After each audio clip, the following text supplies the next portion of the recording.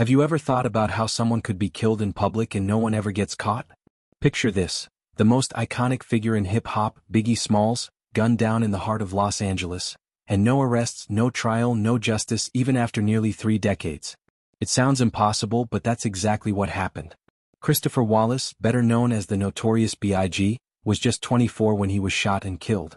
His family fought tirelessly for 28 years to uncover the truth, and what they discovered is more disturbing than you can imagine.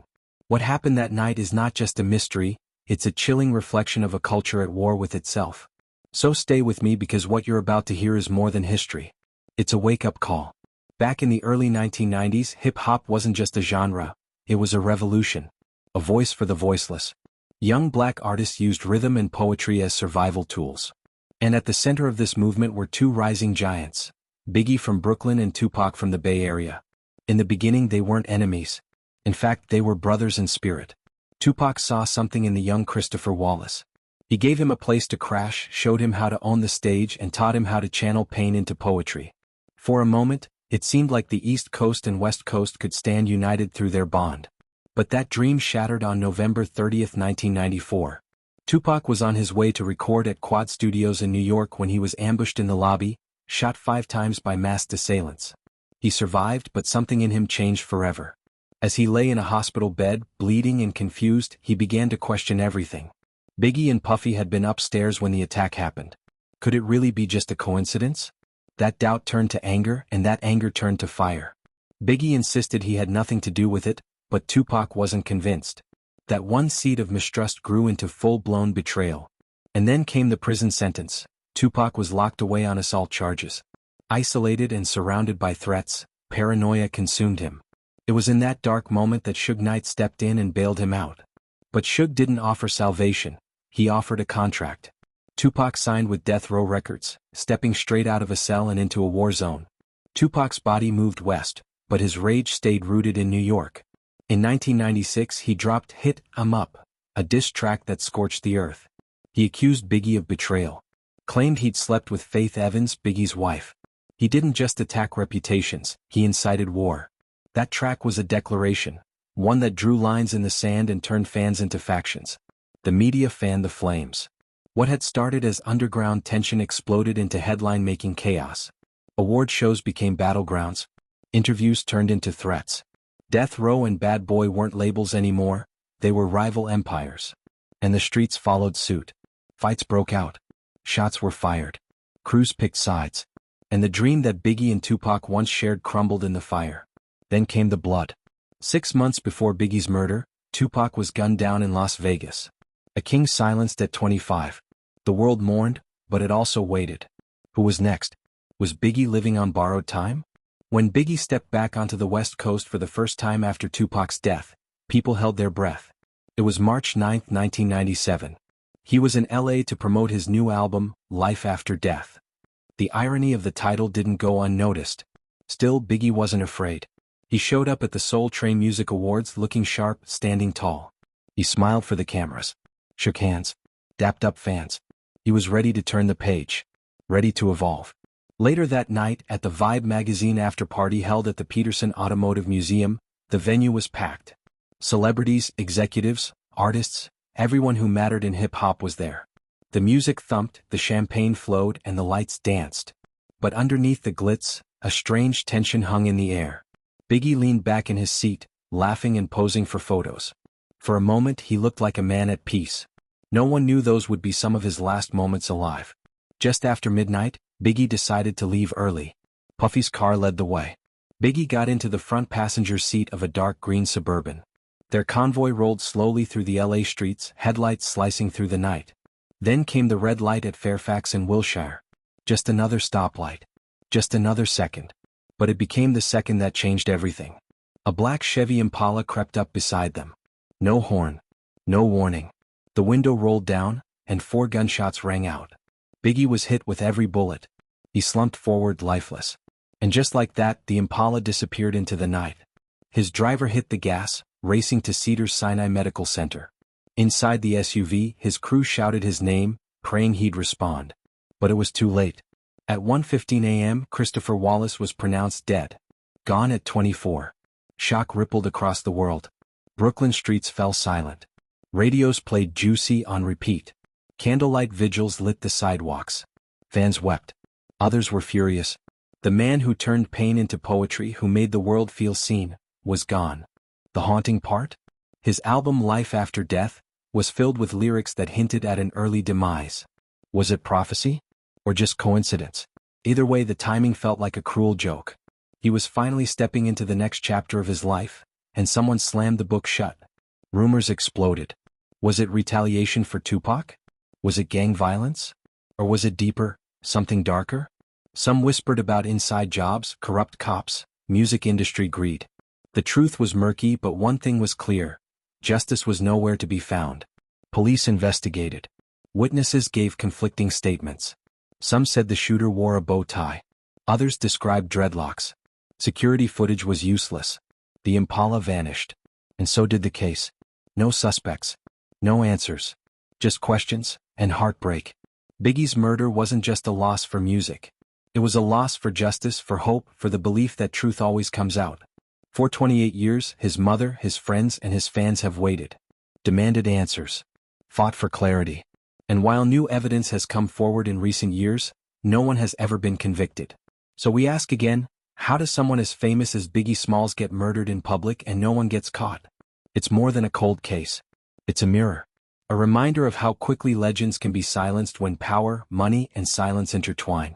And that's why we tell this story. Not just to remember, but to demand better. To honor Biggie. To keep his name alive. To ask the hard questions. If this story moved you, if it made you think, made you feel, then share it. Subscribe to this channel. Like this video. Comment below with your thoughts. Let's keep the conversation going. Because the truth matters. And Biggie's legacy deserves more than silence. For a while, it seemed like this was going to be the end of the story. No answers, no justice, and no closure. But what no one knew at the time was that the worst part wasn't even the murder. The real nightmare was deeper, hiding in the system that was supposed to bring him justice. Since the LAPD quickly went silent, evidence was lost, and important people did nothing, you begin to understand that the bullets that killed Biggie might not have even been the deadliest thing that night. Then you have to ask the question that no one wants to answer. What if the people who were meant to protect him were the ones who hid the truth? Everyone thought that answers would come quickly after the sirens stopped and Biggie's body was rolled away. This wasn't just another murder on the street. This was one of the biggest stars in the world being shot in front of dozens of witnesses and security guards in a busy city crossing. But the investigation felt off from the start. It was like no one really wanted to solve it. The nearby video footage from the bank cameras wasn't pulled out until it was too late, and the tapes were already damaged when they were checked. People who saw the Impala pull up said they weren't even properly questioned, and some who came forward later said they were told to change their stories or were ignored. It looked like even the most basic proof was gone. The bullet holes from the street were gone, and Biggie's clothes from that night were never recorded. No one could even say what happened to them. It sounded like every clue in the case had been sucked up by a system that didn't care, and the silence got worse. Then the first real shock hit. After months of the investigation being held up, something came to light that made everyone who was paying attention very nervous. It was the same black Chevy Impala that witnesses said was at the scene of the crime. It was also the same car that an LAPD cop named David Mack owned. The department seemed to want to close that door as quickly as possible after it was found open. Mack wasn't a police officer. He was already in jail for planning a bank robbery, but his name kept coming up in talks about harmful substances, gangs, and connections to Suge Knight. More and more links were found as people looked. Another person who matched the description of the shooter given by witnesses that night was Mack's best friend. His name was Amir Muhammad. He even left the country soon after the murder, which made people even more suspicious. The department didn't follow up on those leads though. They pretended they weren't there at all. No jail time. There are no fees. There wasn't even a real attempt to question either man. And the more you looked at it, it became clear that there was something more going on than just a lack of skill. Even though many years had passed, Biggie's mother, Valetta Wallace, would not forget her son's death. That same year, she sued the LAPD in civil court, saying they were dishonest and that officers helped hide the murder of her son. Even though the lawsuit named names and made the department's mistakes public, it didn't matter because the case was thrown out for a technicality. She didn't give up, so in 2007 she filed another lawsuit, this time with even more proof and stronger witnesses. Bad cops had protected the killers. It turned out the same way though. Thrown out. It's not fair. Following this, the FBI joined and promised to look further than the LAPD ever had. It looked like real progress was finally being made for a moment. Listening devices picked up members of death row talking about taking care of the East Coast problem. The informants began to talk. Then there was the biggest breakthrough yet. Suge Knight's woman admitted that he had ordered the hit from jail and that she had helped set it up. That was the kind of statement that should have made the case very clear. But even that study ended without a fuss. The tapes were lost. The spies were no longer seen.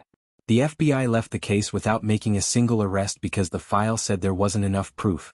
Now it was hard to believe that everything was just bad luck or careless work. The Rodney King scandal and the Rampart Division corruption incident had already caused a lot of trouble for the LAPD. They had shown how dirty some parts of the department really were.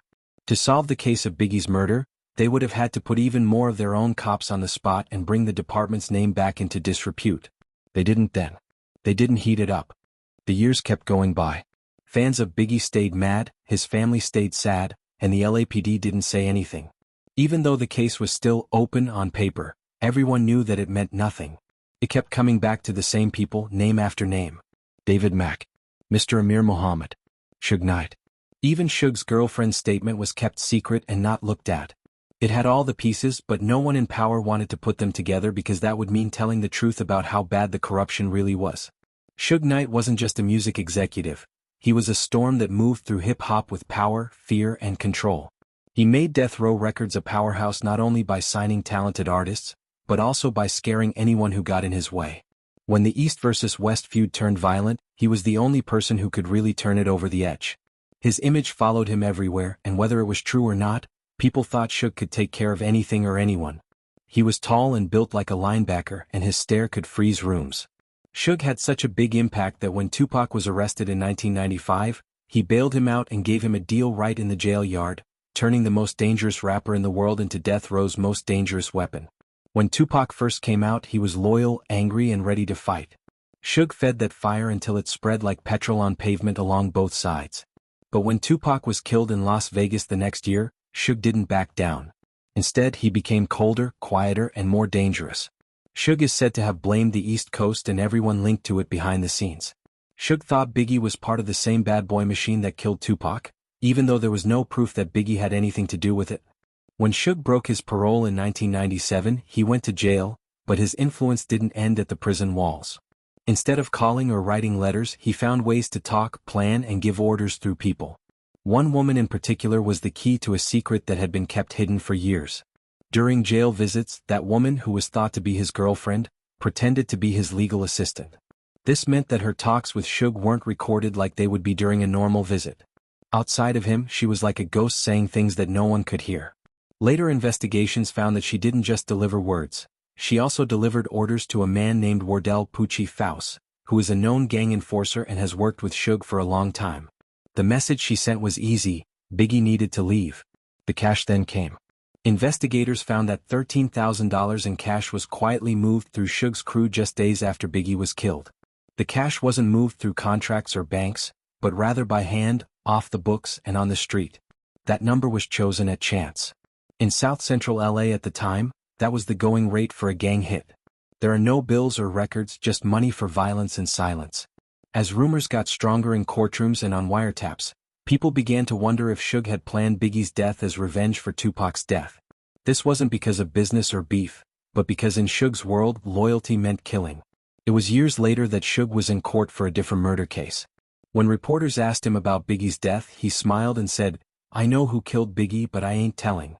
There was no confession, but there was also no rejection. It was a warning from Suge that he still thought he had the upper hand, even though he was locked up in a jumpsuit.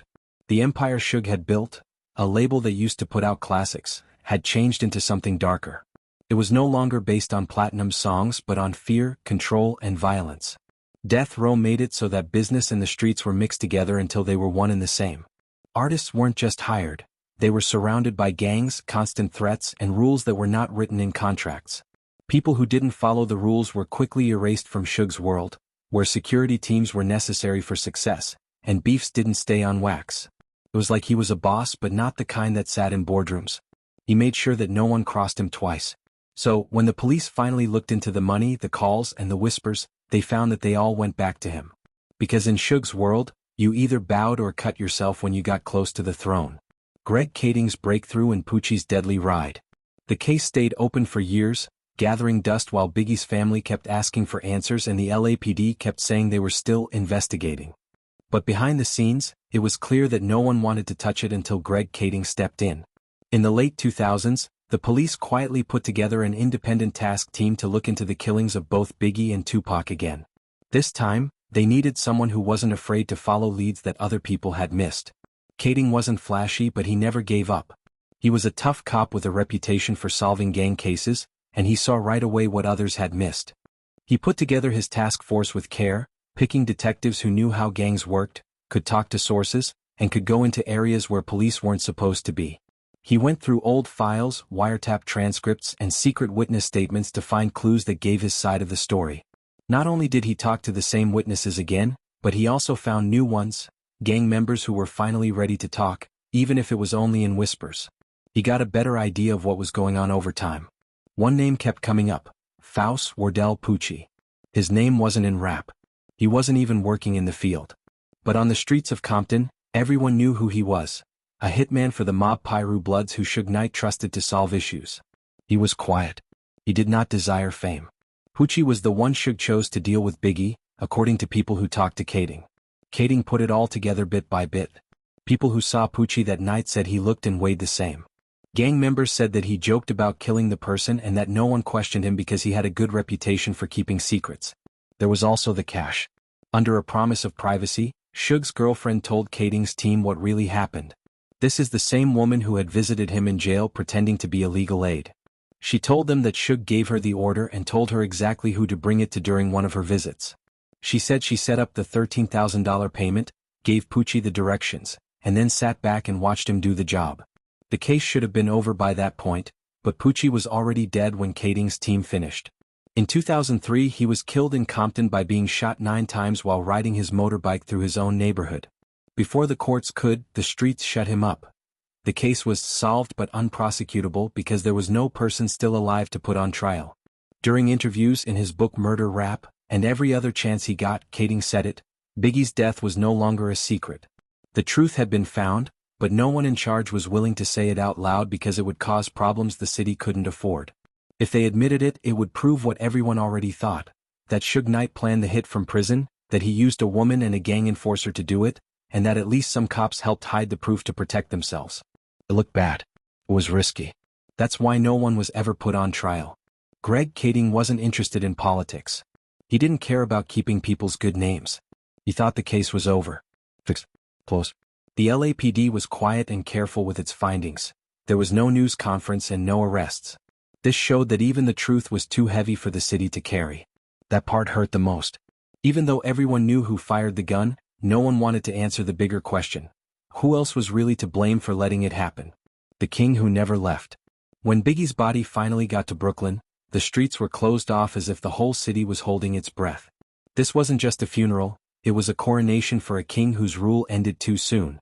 Tens of thousands of people crowded the sidewalks, crossed the street, stood on roofs, and hung from streetlights to get a better look at the white horse-drawn carriage bringing his body. Every block had a radio that played his voice, and the sound of his words bounced off brownstones as chants of "Biggie, Biggie" filled the cold March air.